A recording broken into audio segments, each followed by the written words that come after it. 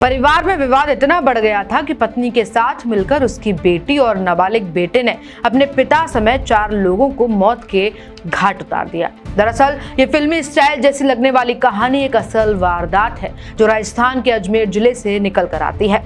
कथित तौर पर अजमेर जिले में कांग्रेस के नेता और पूर्व सरपंच राम सिंह चौधरी अपनी मां, एक पत्नी और भांजी के साथ एसयूवी कार में बाहर निकले।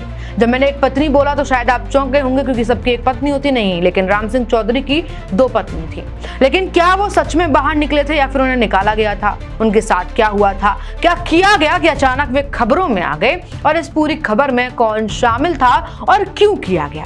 नमस्कार, अपडेट इंडिया देख रहे हैं आप और मैं आपके साथ कृपा उपाध्याय। और चर्चा इस वक्त उस केस की जिसने सुर्खियां बटोर रखी है, जिस केस में लगातार ट्विस्ट सामने आ रहे हैं। अजमेर जिले से जब खबर सामने आई कि कांग्रेस के नेता और पूर्व सरपंच राम सिंह चौधरी समेत 4 लोगों की कार में अचानक आग लग गई और वे सब अब नहीं रहे, तो परिवार और गांव में मातम पसर गया। लेकिन पुलिस को कुछ शक हुआ, जांच पड़ताल की गई और फिर जो सच निकलकर सामने आया, दरअसल वो दिल झकझोर देने वाला सच था।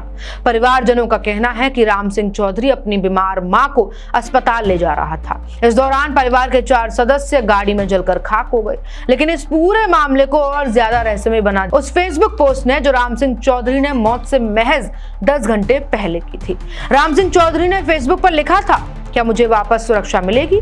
क्या मैं मेरे हक की लड़ाई लड़ रहा हूं? जो भी सहमत हो मेरी मदद करे।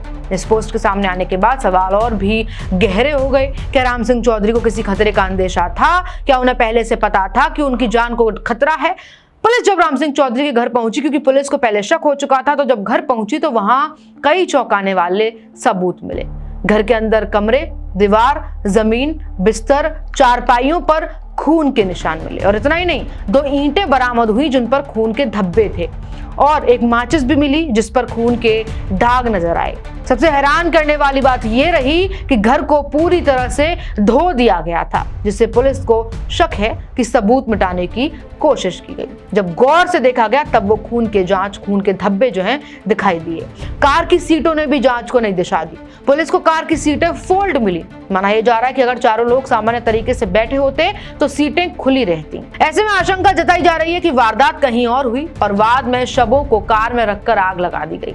इधर पुलिस ने मामले में पूछताछ के लिए राम सिंह चौधरी की पहली पत्नी सुनीता, बेटा रामू और परिवार के अन्य लोगों को हिरासत में लिया। Police social media post, call, घर और घटनास्थल से मिले सबूतों को हर एंगल से जोड़कर जांच में लगी रही। लेकिन जैसे ही गिरफ्तार किए गए लोगों से सख्त होकर पूछताछ की गई तो परिवार टूट गया।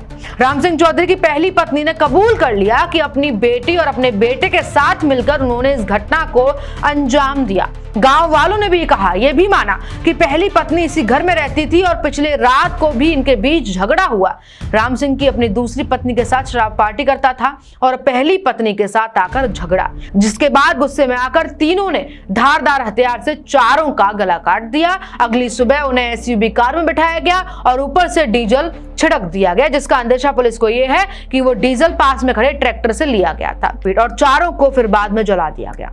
पुलिस से पूछताछ में पत्नी ने बताया कि राम सिंह शराब के नशे में गुस्से में आकर पहली पत्नी और बच्चों को मुर्गा बनाकर पीटता, उनको प्रताड़ित करता था। पुलिस ने वारदात में काम लिए गए धारदार हथियार भी कुएं से बरामद किए हैं।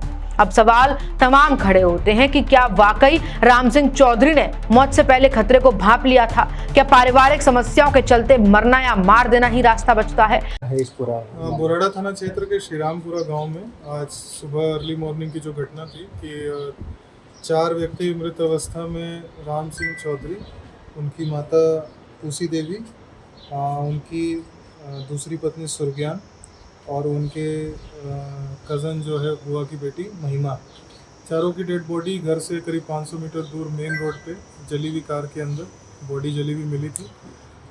इसके बाद गहनता से अलग अलग टीमों द्वारा मौके पे पहुंच करके गठन किया गया। हर एंगल से एफएसएल टीम के द्वारा भी, एमओबी टीम के द्वारा साक्ष्य जुटाए गए और गहन अनुसंधान और जांच के बाद ये बात सामने आई है कि जो प्रथम पत्नी थी सुनीता, उससे काफ़ी लंबे समय से विवाद चल रहा था, रहती घर पे ही थी। तो कल भी देर शाम काफ़ी लंबा विवाद चला।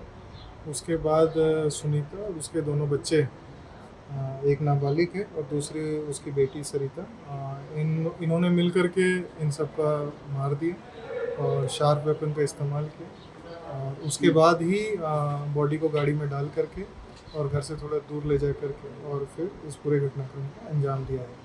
आगे की कार्रवाई जारी है और जैसा प्रकरण अभी दर्ज किया जाएगा और मामले की गंभीरता को देखते हुए तुरंत ही अरेस्ट भी किए जाएंगे। सर पुलिस ने चंद घंटों में इस पूरे मामले का खुलासा किया है, उसके पीछे इसमें जो गांव वाले हैं, आमजन है, उनका काफ़ी सहयोग प्राप्त हुआ।